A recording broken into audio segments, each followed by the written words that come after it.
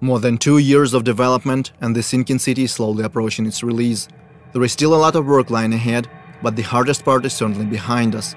Now we feel it's finally time to start showing some gameplay to the public.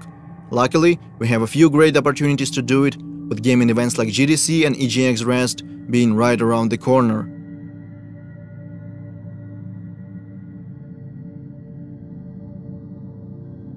Making a demo is always a challenge, we know that by now.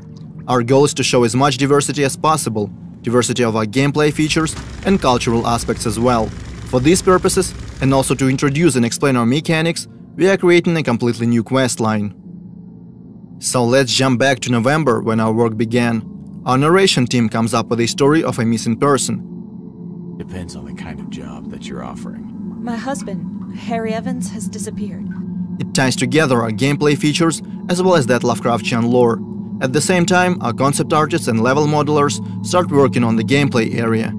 The quest is designed to take the player across different city districts: Rich, Poor, the Harbor Zone and the others. At first, the plan was to put together a small separate map just for GDC, but we quickly realized we didn't want to make something we would never use in the future. So we agreed that the quest should take place in the actual city. The problem is our full map is far from finished. It already has streets and buildings, but is lacking those small details that make a city feel alive. To negate that, we decide to border off the gameplay area and spice it up a little, add points of interest, vehicles, landmarks, and of course our monoliths. So now we have a more or less finished and polished part of the map that we can use in our final product. Things are going smoothly. Obviously, different bugs and glitches keep popping up like crazy. Sometimes the hero wears two hats, sometimes a floating object stop being floaty, and don't get me started on strange collisions. But we always manage to fix them in no time. However, there is one big problem that we have struggled to sort out for months: lighting. In our previous demo we used static light maps and baked them into the textures. That was a difficult and resource-draining process, so in our game we eventually decided to switch to dynamic lighting. It works great, yet we still cannot pinpoint the right tone and colors that we want to use in the sinking city. To solve that problem, we reach out to professional photo artists in Kiev.